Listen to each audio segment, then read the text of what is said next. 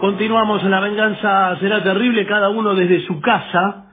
Recuerden que también estamos conectados en redes sociales como La Venganza Radio y que pueden escribirnos al WhatsApp de los oyentes, que es 6585-5580.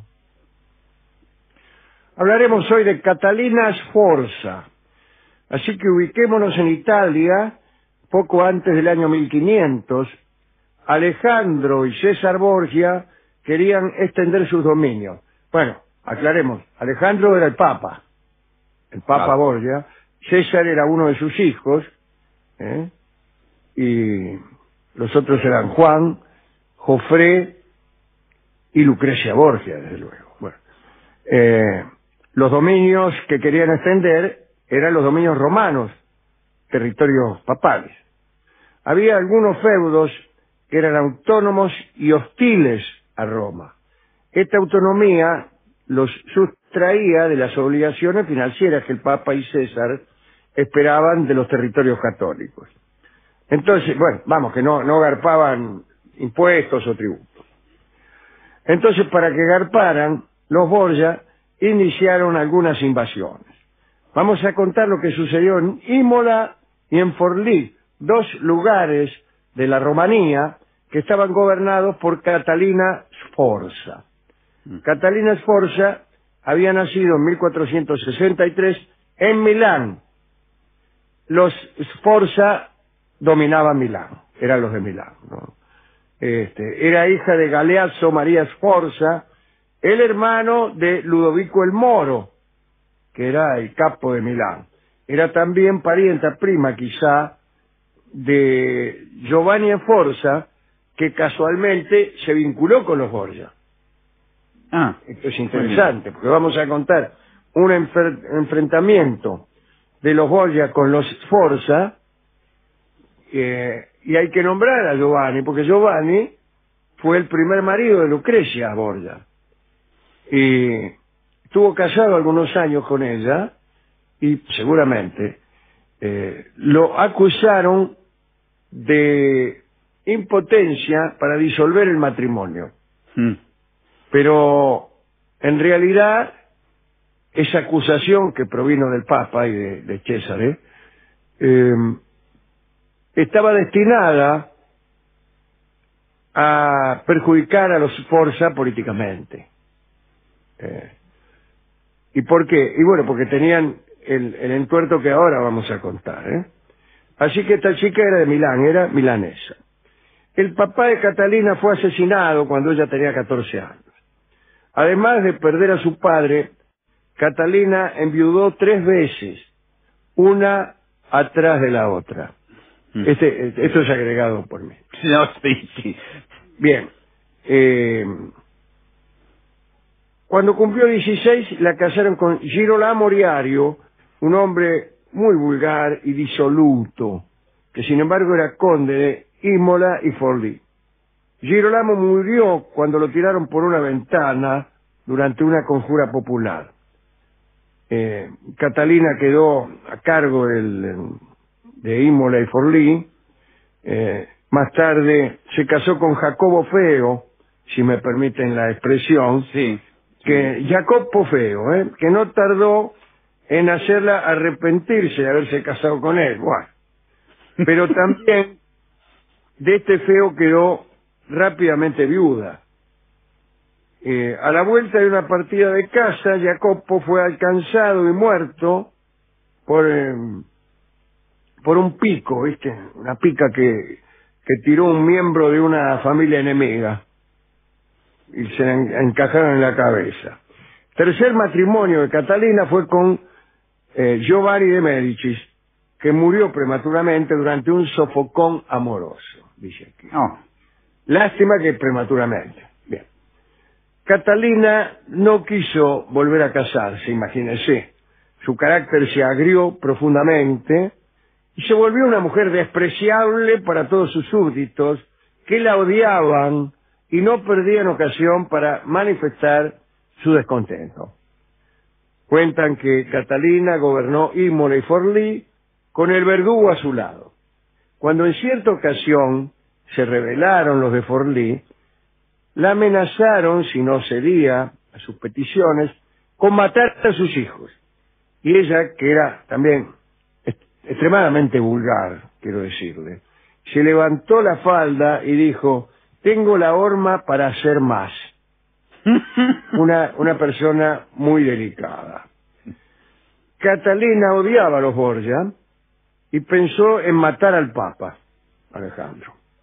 Entonces hizo lo siguiente: confió a un tal Tomasino de Forlì, que era un camarero pontificio, la tarea de entregar al Papa una carta que había permanecido mucho tiempo en contacto con el cuerpo de un apestado y se había impregnado de sus venenos.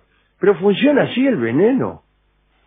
No creo, ¿eh? No Además, creo. envenenar a los Borgia, realmente. Sí, sí. Entre gitanos nos vamos a adivinar la suerte. Bueno, el caso es que Tomasino, que era quien debía entregar la carta putrefacta, cometió una imprudencia. Le contó lo que iba a hacer a un amigo. Pero este amigo, a su vez, confió el secreto a otro, y este a otro, y así se enteró el Papa. Tomasino fue arrestado, confesó y lo mataron. Las tropas de Cesare Borgia avanzaron sobre el territorio de Catalina.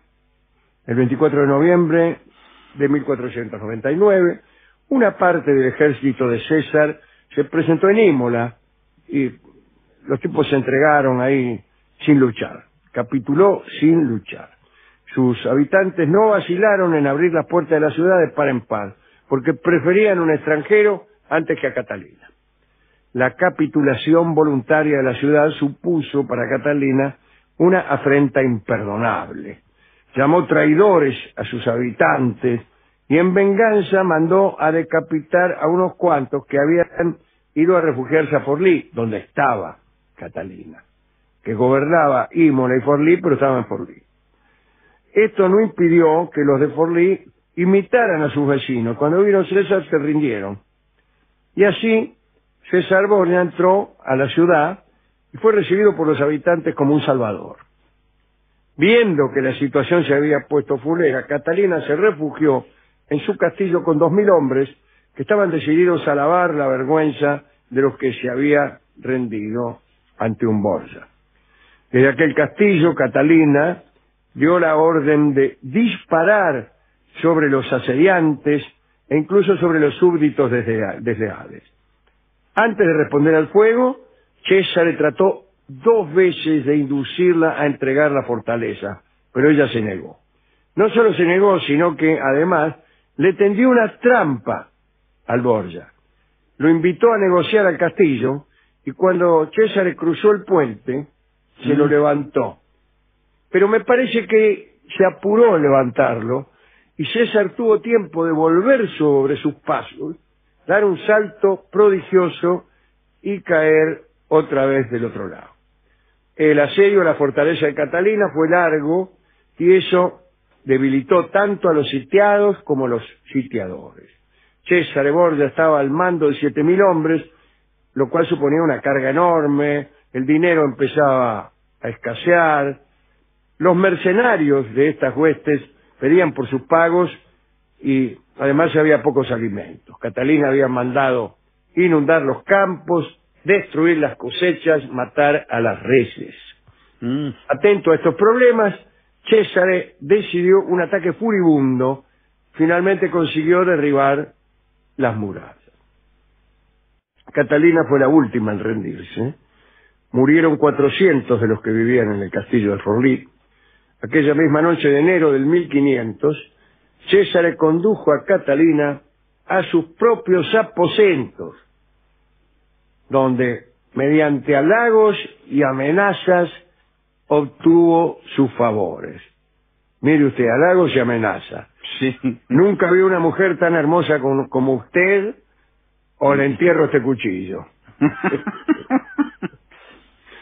Algunas dicen que ella conocía los ardores de Césare y que para evitar cualquier castigo entregó finalmente su amor.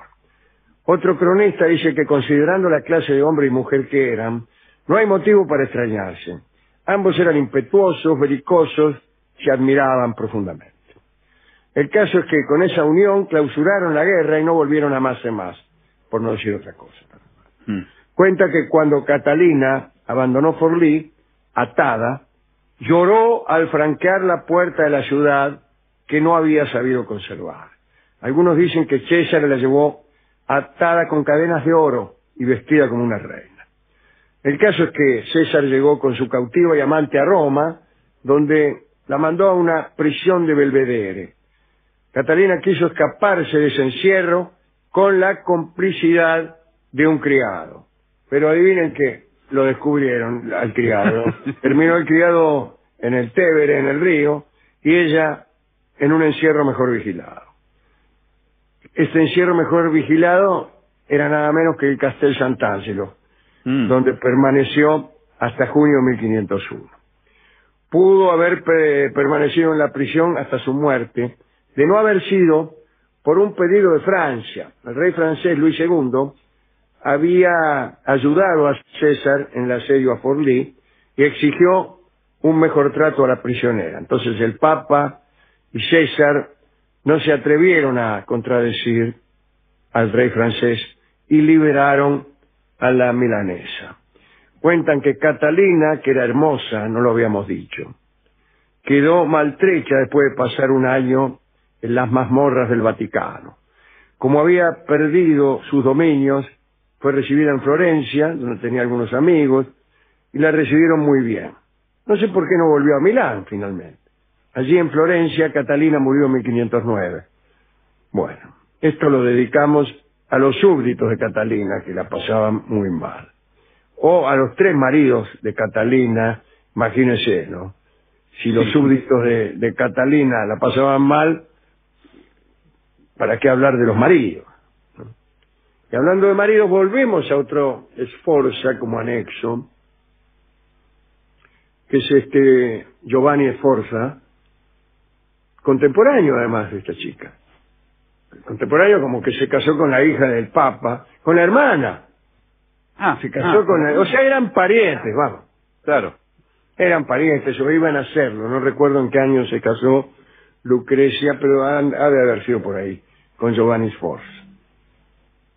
Y como hemos dicho, para poder anular el matrimonio, el Papa lo acusó a Giovanni de impotente. Y bueno, Giovanni hizo de todo, quería incluso someterse a un tribunal que lo examinara. Pero el caso es que finalmente tuvo un hijo, Giovanni Sforza, que se llamaba... ¿Con otra mujer? Sí. Si no me falla la memoria, se llamaba Constanzo, así que uno por lo menos tuvo, y después tuvo varias otras mujeres y amantes, de manera que de algún modo después de todo el mundo, todas las ideologías son válidas. Si uno es impotente, no hay qué clase de delito es. Bueno, hemos ido a la discoteca y nos encajaron el disco que se llama Milanesita, justamente es un tanguito compuesto en homenaje a Catalina Sforza. Lo interpreta el conjunto Cuatro Vientos y vamos a escucharlo inmediatamente.